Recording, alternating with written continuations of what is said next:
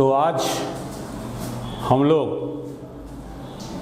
मूल अधिकार का जो पहला है समता या समानता का अधिकार, जो फंडामेंटल राइट है, उसके विषय में हम लोग चर्चा करेंगे।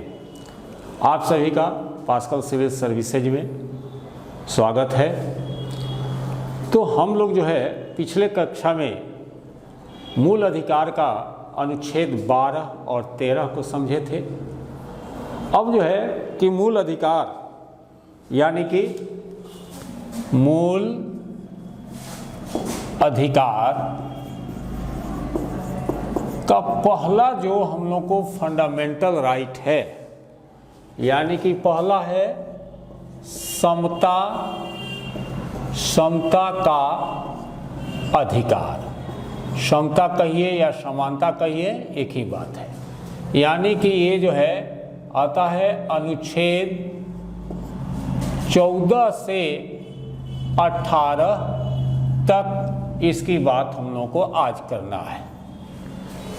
तो सबसे बड़ी बात यह है कि अनुच्छेद 14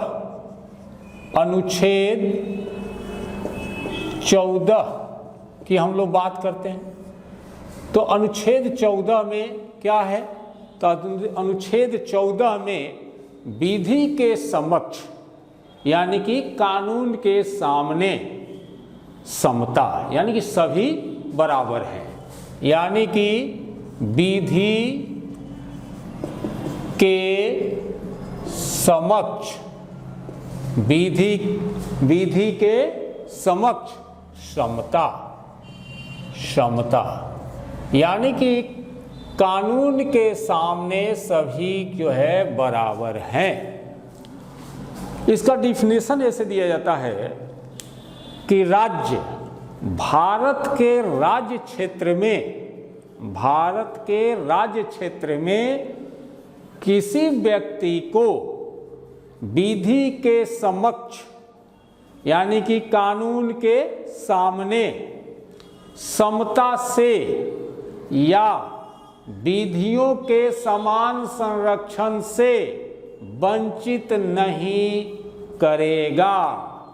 यानी कि इसमें देखिएगा कि हमने जो बोला कि भारत के राज्य क्षेत्र में किसी व्यक्ति को विधि के समक्ष समता से या विधियों के समान संरक्षण से वंचित नहीं करेगा।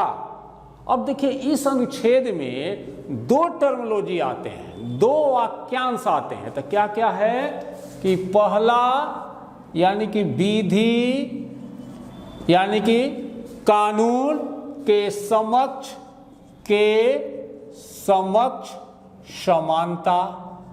समानता हो गया। दूसरा वाक्यांश आता है कि हमने क्या कहा था कि विधियों का समान संरक्षण, यानी कि विधियों का समान संरक्षण। अब देखिए ये टर्मिनोलॉजी, यानी कि विधि के समक्ष समता जो है, इसमें दो वाक्यांश मुख्य रूप से आता है। एक पहला हुआ कि विधि के समक्ष समानता, दूसरा विधियों के समान संरक्षण। तो अब जो है हम लोग पहला जो है यानी कि चर्चा करते हैं विधियों के समक्ष समानता, इसकी हम लोग चर्चा करते हैं। उसके बाद जो है विधियों का समान संरक्षण हम लोग चर्चा करेंगे। तो देखिए विधि के समक्ष समता, ये जो टर्मिनोलॉजी है यह जो है ब्रिटेन के संविधान से लिया गया है। तो यह टर्मिनोलॉजी कहाँ से लिया गया है? तो ब्रिटेन के संविधान से लिया गया है। यानी कि विधि के समक्ष समानता का जो वाक्यांश है, टर्मिनोलॉजी है, कहाँ से लिया गया है? ब्रिटेन के संविधान से लिया गया है। ये जो विधि के समक्ष समानता जो लिया गया है ब्रिटेन से, तो इसे एक पॉलिटिकल साइंस के बहुत बड़े विद्वान हैं जिनका आप लोग नाम जानते होंगे, प्रोफेसर डायसी। प्रोफेसर डायसी ने इस पर एक स्टेटमेंट दिया, कहा कि विधि का शासन, रूल ऑफ लॉ, यानी कि विधि के समक्ष जो समानता की बात है उस पर डायसी के द्वारा विधि का शासन कहा गया। इन्होंने क्या कहा कि विधि का शासन है, तो डायसी ने कहा कि विधि का शासन इन्होंने कहा, यानी कि रूल ऑफ लॉ, यानी कि इसके तहत रूल ऑफ लॉ यानी कि विधि का शासन के तहत इस जो है संविधान विधि के शासन को मान्यता देता है।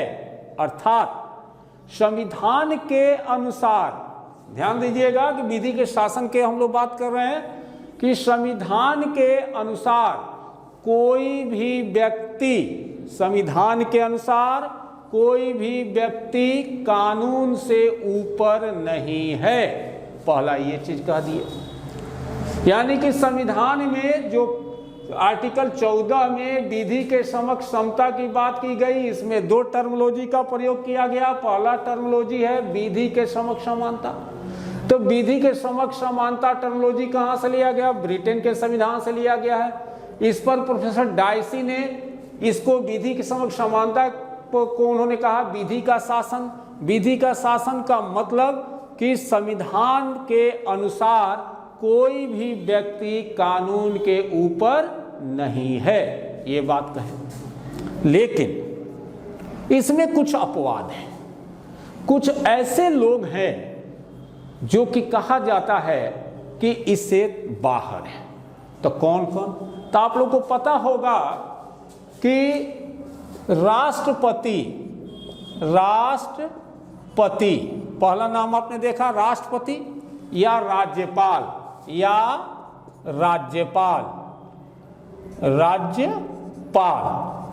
ये लोग जो व्यक्ति हैं ये अपने पद के शक्तियों के प्रयोग एवं कर्तव्यों के पालन के लिए न्यायालय के प्रति उत्तरदायी नहीं है। यानी कि एक तरफ कहता है कि कानून सबके लिए बराबर है, लेकिन इसके अपवाद में क्या आता है कि राष्ट्रपति या राज्यपाल अपने पद की शक्तियों के प्रयोग एवं कर्तव्यों के पालन के लिए न्यायालय के प्रति उत्तरदायी नहीं होगा। पहला ये हो गया। दूसरा आता है कि ये राष्ट्रपति और राज्यपाल के विरुद्ध उसके पद पर रहने के दौरान, यानी कि राष्ट्रपति और राज्यपाल जब तक पद पर हैं उस दौरान किसी न्यायालय में किसी भी प्रकार का दंडिक या आपराधिक कार्यवाही नहीं की जा सकती। यानी कि फिर से आप सुन लें कि राष्ट्रपति या राज्यपाल के विरुद्ध जब तक वो पद पर हैं उस दौरान किसी न्यायालय में किसी भी प्रकार की दंडिक या आपराधिक कार्यवाही नहीं की जा सकती। राष्ट्रपति के विरुद्ध महाभियोग लगाकर हटाने के बाद तथा राज्यपाल को उनके पद से हटाने के बाद न्यायालय में आपराधिक कार्यवाही की जा सकती है। हो गया। तीसरा हो कि किसी दूसरे देश के अगर प्रधानमंत्री, राष्ट्रपति या कोई राजदूत हमारे देश में अगर हम चाहें कि उस पर स्थानीय कानून के तहत मुकदमा चलाएं तो यह नहीं चल सकता है, यह नहीं चल सकता है। यानी कि फिर से विधि के समक्ष समानता में दो टर्मिनोलॉजी आया। पहला, विधि के समक्ष समानता, कानून के सामने सभी बराबर हैं। डायसी ने भी कहा है कि विधि का शासन यानी कि रूल ऑफ लॉ है, और ये जो है विधि के समक्ष समानता ब्रिटेन से लिया गया था, और डायसी जो इन्होंने डिफिनीशन दिया उसके आधार पर संविधान में सभी कानून के नज़र में बराबर हैं। लेकिन कुछ अपवाद स्वरूप हमने कहा कि राष्ट्रपति या राज्यपाल अगर कोई काम करते हैं तो वह जो है न्यायालय में उस पर कोई कार्रवाई नहीं की जा सकती। अगर ये राष्ट्रपति और राज्यपाल अपने पद पर जब तक बने रहते हैं तो उन पर आपराधिक या दांडिक मुकदमा नहीं चलाया जा सकता। तीसरा, किसी दूसरे देश के प्रधानमंत्री, राष्ट्रपति या राजनयिक पर स्थानीय कानून के अंतर्गत मुकदमा नहीं चलाया जा सकता। अब दूसरा टर्मिनोलॉजी है कि विधियों का समान संरक्षण, यानी कि अब ये जो टर्मिनोलॉजी है ये जो है संयुक्त राज्य अमेरिका से लिया गया है। यानी कि दूसरा टर्मिनोलॉजी है कि विधियों के समान संरक्षण की बात की गई। विधियों का कर दीजिए, थोड़ा अच्छा रहेगा, विधियों का समान संरक्षण। तो सबसे पहले कि विधियों का समान संरक्षण कहाँ से लिया गया है, तो अमेरिका के संविधान से लिया गया है।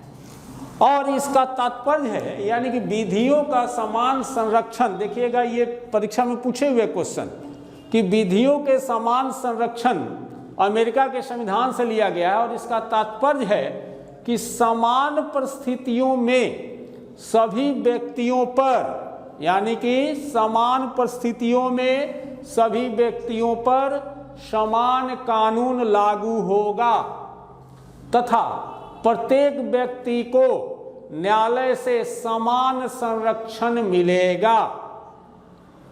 फिर से एक बार बोल दे रहे हैं कि विधियों के समान संरक्षण का तात्पर्य है कि समान परिस्थितियों में सभी व्यक्तियों पर समान कानून लागू होगा तथा प्रत्येक व्यक्ति को न्यायालय से समान संरक्षण मिलेगा। इस संदर्भ में एक विद्वान है जिसका नाम है डॉक्टर जेनिंग्स। ये जो है विधियों के समान संरक्षण पर इन्होंने लिखा है कि विधि के समक्ष समता का अर्थ है, विधि के समक्ष समता का अर्थ है कि समान परिस्थिति वाले व्यक्तियों के लिए समान विधि होनी चाहिए और वह समान रूप से लागू की जानी चाहिए। अर्थात एक तरह के व्यक्तियों के साथ एक ही तरह का व्यवहार होना चाहिए।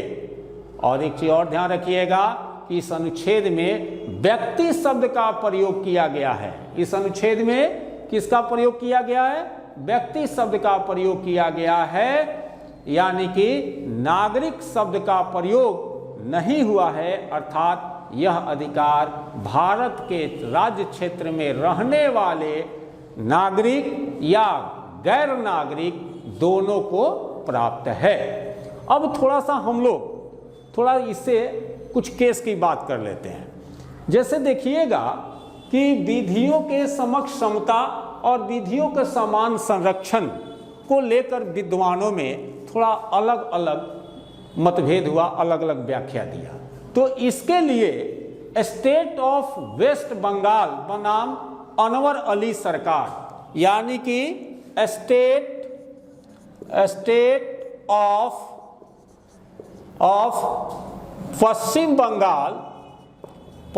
बंगाल, ये केस है बनाम अनवर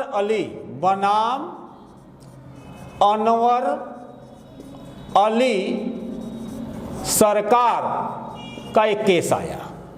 इस केस में उच्चतम न्यायालय ने यह जो है व्याख्या दिया कि देखिए विधि के समक्ष समता और विधियों का समान संरक्षण, इन दोनों वाक्यांशों का, यानी कि विधि के समक्ष समता और विधियों के समान संरक्षण, ये दोनों वाक्यांशों का जो क्या बोलते हैं अर्थ है वो एक ही है।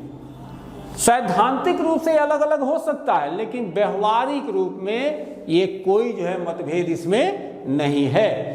तो सुप्रीम कोर्ट ने यह बात कहा स्टेट ऑफ बंगाल बनाम अनवर अली सरकार में कि देखिए, विधि के समक्ष समता तथा विधियों के समान संरक्षण जो है, इन दोनों का वाक्यांश का अर्थ एक ही है। सैद्धांतिक रूप में इसमें अंतर हो सकता है, किंतु व्यवहारिक स्तर पर इसमें कोई भी भेद नहीं है।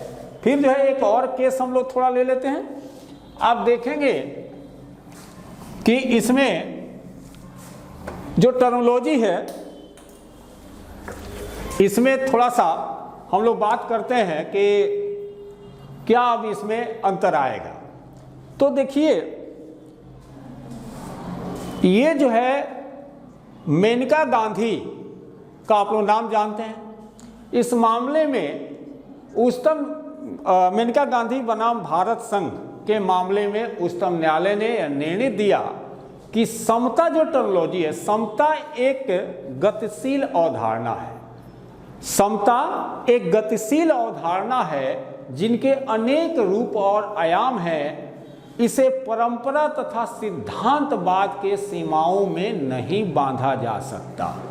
दरअसल अनुच्छेद 14 राज्य की कार्यवाहियों में मनमाने प्रयोग को वर्जित करता है।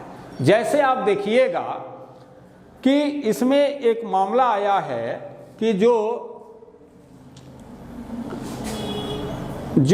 रघुवीर सिंह बनाम हरियाणा राज्य का एक आप लोगों को केस हुआ था। तो इस मामले में देखिएगा कि करता क्या है कि पुलिस किसी व्यक्ति को पकड़ती है तो जो है उसके साथ बहुत उत्पीड़न करती है, मारपीट करती है। तो इसी पर रघुवीर सिंह बनाम हरियाणा राज्य, रघुवीर सिंह बनाम हरियाणा राज्य का एक मामला आया। इस मामला में यह कहा गया कि देखिए, अगर समान संरक्षण की बात है तो पुलिस जो है वो कभी कभी क्या करता है कि किस अपराधी सबके साथ जो है अमानवीय व्यवहार करता है। तो इसमें उच्चतम न्यायालय ने कहा, उच्चतम न्यायालय ने इस मामले में यह डिसीजन दिया कि देखिए, विधि का शासन राज्य से अपेक्षा करता है कि विधि का शासन राज्य से अपेक्षा करता है कि पुलिस द्वारा अभियुक्तों के विरुद्ध कोई अमानवीय व्यवहार नहीं किया जाएगा, और यदि ऐसा किया जाता है तो राज्य संबंधित लोगों को दंडित करे। यानी कि रघुवीर सिंह बनाम हरियाणा राज्य में सुप्रीम कोर्ट ने, यानी कि सर्वोच्च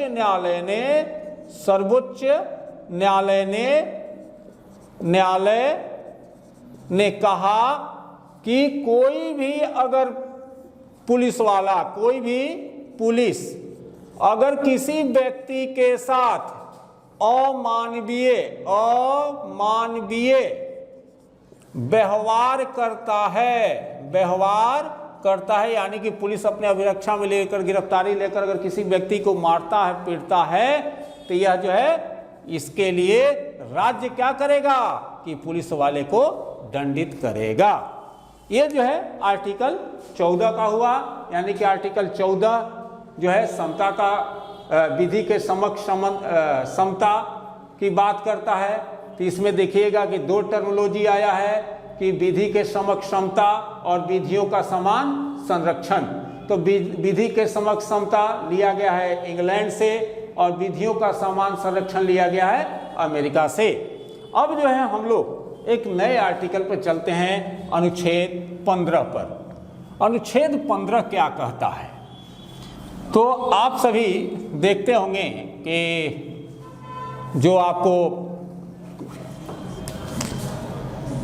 अनुच्छेद पर जो आपके पास जो मटेरियल होगा उसमें लिखा होगा कि धर्म, अनुच्छेद 15 कहता है कि धर्म, मूल वंश, यानी कि धर्म, मूल वंश, जाति, लिंग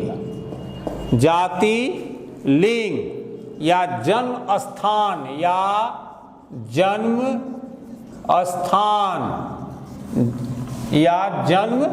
स्थान ठीक है। धर्म, मूल वंश, जाति, लिंग या जन्म स्थान के आधार पर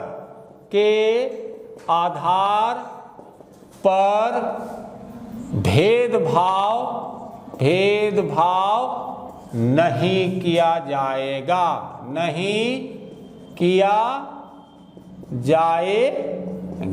यह बात कहता है।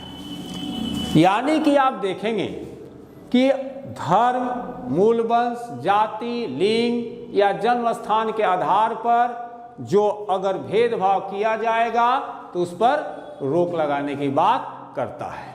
यानी कि यह कहता है कि राज्य किसी नागरिक के विरुद्ध केवल धर्म, मूल वंश, जाति, लिंग, जन्म स्थान या इनमें से किसी के आधार पर कोई विभेद नहीं करेगा। यानी कि आप देखेंगे कि राज्य जो है, यानी कि किसी भी नागरिक के विरुद्ध, किसी भी नागरिक के विरुद्ध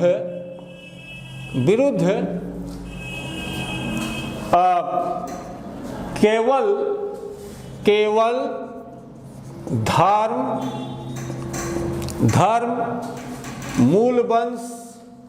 मूल वंश, जाति, लिंग, जन्म स्थान आदि के आधार पर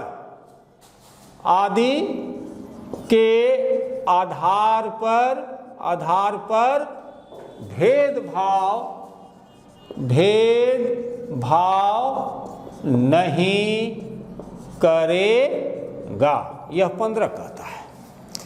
फिर जो है इसमें भी कहता है कि कोई नागरिक केवल धर्म, मूल वंश, जाति, लिंग, जन्म स्थान इनमें से किसी के आधार पर अगर दुकान, सार्वजनिक होटल जिसमें हम लोग खाना खाते हैं, ठहरते हैं, ये सब आता है, या सार्वजनिक मनोरंजन के स्थानों में प्रवेश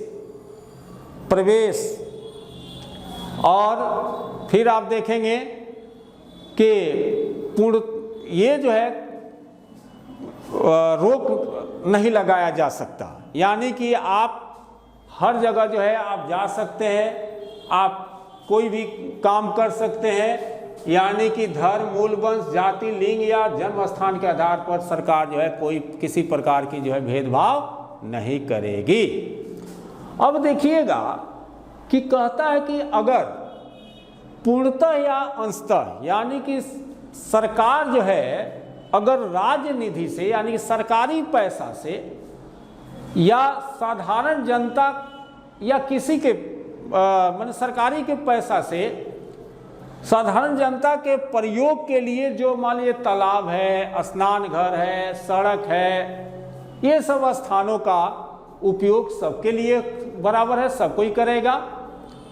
और इसमें एक और बात कहा गया इस अनुच्छेद में कि राज्य को स्त्री और बालकों के लिए अगर कोई विशेष उपबंध बनाती है तो राज्य उसको नहीं रोकेगी। ये जो है यानी कि मुख्य रूप से आप इतना ही जानिए कि धर्म, मूल वंश, जाति, लिंग या जन्म स्थान के आधार पर किसी भी प्रकार की भेदभाव नहीं किया जाएगा।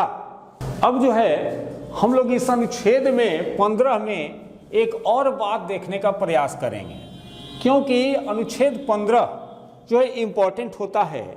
इसमें आप देखिएगा कि एक संविधान संशोधन किया गया था जिसको कि 93वां संविधान संशोधन, 93वां संविधान संविधान संशोधन। ये संशोधन जो किया गया था, ये जो है मुख्य रूप से 2005 में ये करके संविधान में एक अनुच्छेद 15 सब क्लॉज 5 को जोड़ा गया था। ये जोड़ा गया था। तो ये क्या चीज़ है? तो देखिए, इस संविधान यानी कि 93वां संविधान संशोधन 2005 में जो है अनुच्छेद 15 सब क्लॉज 5 जो जोड़ा गया है, इसके द्वारा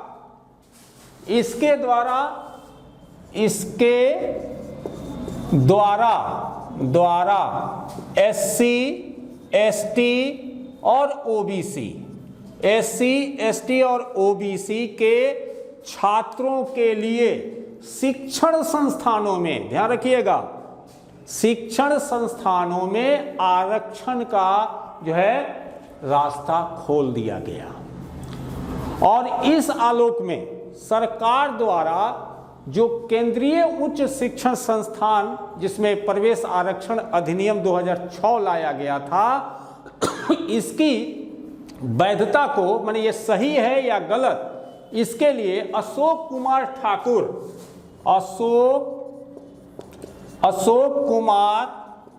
ठाकुर बनाम, यानी कि अशोक कुमार ठाकुर एक व्यक्ति थे, बनाम भारत संघ में केस किया गया। और इस आलोक में आप देखेंगे कि जो आर्टिकल 15 सब क्लॉज 5 यानी कि 93वां संविधान संशोधन के द्वारा जोड़ा गया था, तो इसके द्वारा SC, ST और OBC के जो छात्र हैं उनको शिक्षण संस्थान में आरक्षण की बात की गई थी। तो इसकी वैधता को अशोक कुमार ठाकुर ने सुप्रीम कोर्ट में दिया। तो उसमें हुआ क्या कि सुप्रीम कोर्ट 5 सदस्यीय संविधान पीठ का गठन करके जो है कहा कि इस केस को सुनिए। और सुप्रीम कोर्ट के 5 सदस्यीय जो पीठ था, उसने जो है ये 93वां जो संविधान संशोधन है, इसको सही माना और संवैधानिक घोषित किया। इसको सही माना और संवैधानिक घोषित किया और कहा कि इस अधिनियम के तहत जो है केंद्रीय उच्च शिक्षण संस्थानों में जैसे IIT, IIM सहित ये सब में अन्य पिछड़ा वर्ग, क्रीमी लेयर को छोड़ के, ध्यान रखिएगा कि OBC में क्रीमी लेयर भी है, क्रीमी लेयर को छोड़कर 27% आरक्षण देने की बात की गई। तो पहला ये हो गया।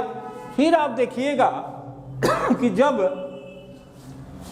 मोदी सरकार आई तो उसने भी क्या किया कि एक संविधान संशोधन किया, जिसको कि आप 103वां संविधान संशोधन मानते हैं। 103वां संविधान संशोधन मोदी सरकार के द्वारा ये किया गया।